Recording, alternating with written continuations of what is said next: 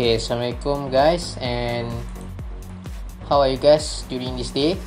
So, hari ni kalau pada yang baru sampai pada channel saya, boleh like, share dan subscribe. Okay, dan hari ni saya nak buat tutorial about inheritance, overloading and overriding, problem solving question. So, dia akan bincang tentang tentang inheritance in Java, konsep dia. And ada contoh soalan hari ni.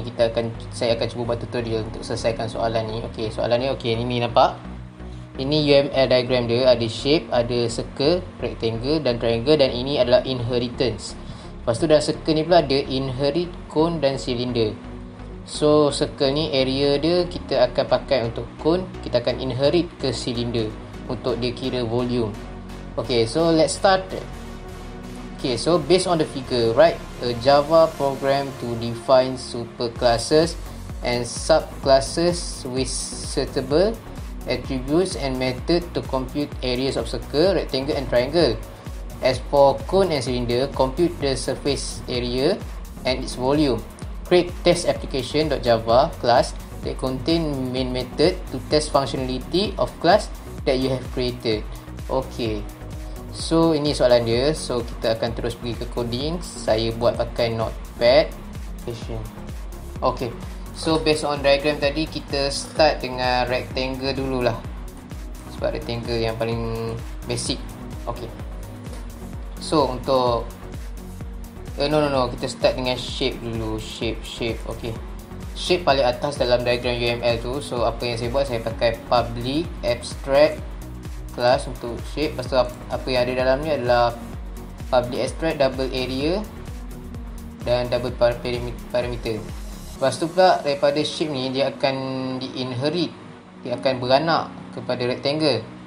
So rectangle ni saya extend shape. Extend ni adalah dia macam dia declare yang dia adalah anak kepada shape. So kalau korang nak buat inheritance, if you guys want to do inheritance, you need to add extends before the class that you want to inherit the data. Dalam tu saya ada buat data declaration of data type width dengan length. So this one constructor. Lepas tu ni adalah constructor untuk kita assign width ni dengan width ni. Sebab apa, ada this pointer, this refer kepada data type, yang ni pula width ni adalah refer kepada dalam bracket parameter. Lepas tu saya buat override function. Cara dapat area, cara dapat perimeter, ni formula dia. So return width darab blank untuk area, dan return 2 perimeter pula, width tambah length darab 2. So macam mana saya pulangkan output? Saya pakai toString method, public string toString method. Saya buatlah. Kalau korang, if you guys don't do this method, which is toString, there will be error at the end of the compilation. So I suggest you guys to do the string toString method to display the output. After the rectangle one, you guys can copy this code. You guys can pause and type this code faster. And then after we settle the part of rectangle, we look at the triangle. Triangle is a bit harder, susah sikit sebab korang nak kena faham konsep dia. So ABC, Pythagoras. Yes, Pythagoras. Kau kena faham konsep Pythagoras. So nanti korang akan apply to ABC untuk buat triangle punya area ataupun perimeter. So here this macam biasa constructor. Lepas tu constructor untuk connect to parameter and data type. Override. So here we start to calculate the area of parameter, area of triangle. So A plus B plus C divide by 2. Return max square root. Heron's formula. Ini untuk area triangle. And then for perimeter, just A plus B plus C. Then solve. So let's go to the another one is circle. Circle ni adalah untuk kita inherit lagi 2 anak lagi, dia cucu, grandchildren. So circle, how I do the circle is public class circle, extends shape, masih shape. So private, final, double. Okay, ni data type, radius. Lepas tu ada pi. Sebab apa ni circle? Circle dia tak ada, dia ada lengkung, dia ada curve. So kena pakai pi, ada formula pi.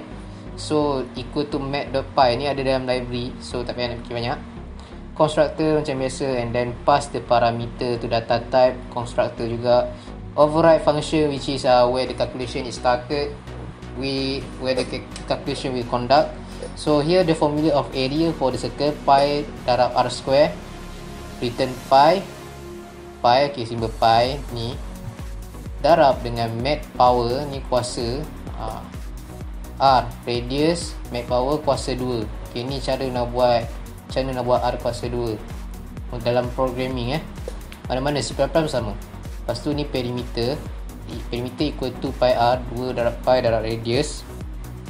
Okay, so lepas tu macam biasa display output pakai toString juga, macam tadi semua pakai toString, circle radius, lepas tu display radius, area, perimeter. Okay, then okay, so sekarang ni daripada circle dia akan beranak lagi, dia akan beranak cucu buat konsep asexual kan, sebab tak ada bini. Okay, just joke, tak tahu tak kelakar. Okay, so kita akan yang senang dulu, silinder.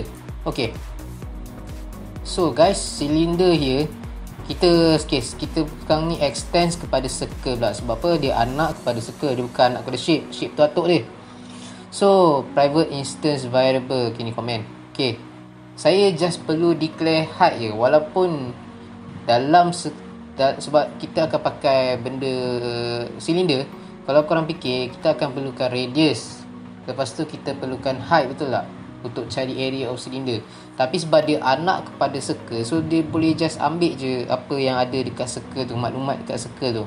So apa yang saya perlu declare just height je lah. Radius saya tak perlu declare sebab dia akan ambil daripada circle nya maklumat. Dia akan tanya bapak dia lah, berapa dia nak kena declare lagi, berapa dia nak kena cakap lagi buang masa je. So ni constructor dia untuk silinder. Lepas tu saya akan buat super, ada tambah super ni to invoke super class constructor circle untuk panggil maklumat, untuk kita boleh access maklumat dalam bapak dia, supaya dia boleh tanya bapak dia. So kita akan ni, I not sure what is for. So okay, construct, and then okay, lepas tu kita akan tambah height pula. Okay, so dipanggil, dia tanya bapak, height tinggi dia apa ni? Okay, tinggi dia adalah based on ni, equal to parameter, data type equal to parameter macam biasa. Lepas tu sama juga tambah radius. Sebab apa? Sebab dia dah tanya bapak dia tadi, radius berapa. So radius pun dah dapat. Kita pun boleh panggil super radius. Dia tanya apa radius, berapa radius. Okay, dah boleh. Bila semua maklumat dah dapat, baru kita buat proses calculation, which is area darab height. Area daripada circle tadi dia ambil, retrieve, dia darab dengan height, dapat lah. Lepas tu ni adalah toString guard untuk keluarkan output. Same concept for the cone. Okay, cone juga.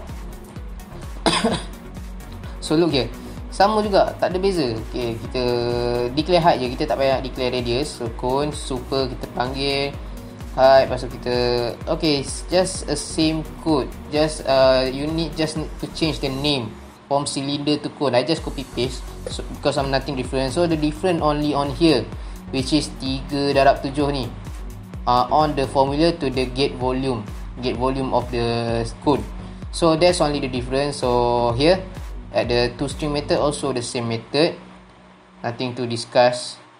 And so the final one is a test application. Test application ni adalah main. Tengok public static void main.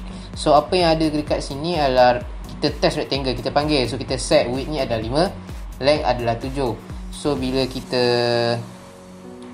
declare objek pakai kelas, and then kita set, kita akan hantar ke kelas-kelas tadi. So kita panggil rectangle toString method tadi, kita panggil toString ni macam void print lah. Okay, so kita panggil sama juga untuk circle.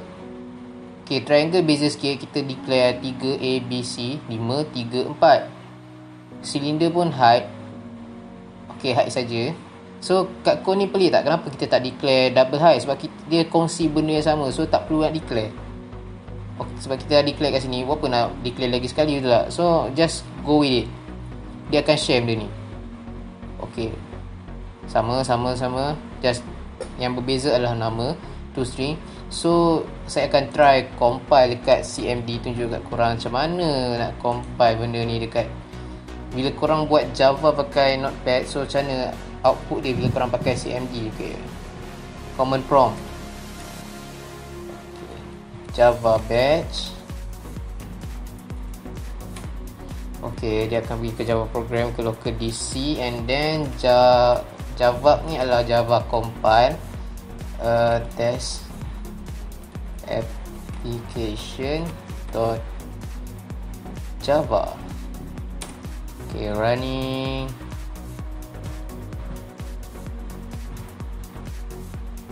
So no error. Okay, Java ni untuk start run lah. Dia dah boleh compile, so kita run pula. So ni adalah output dia 5. Dia display width dengan length.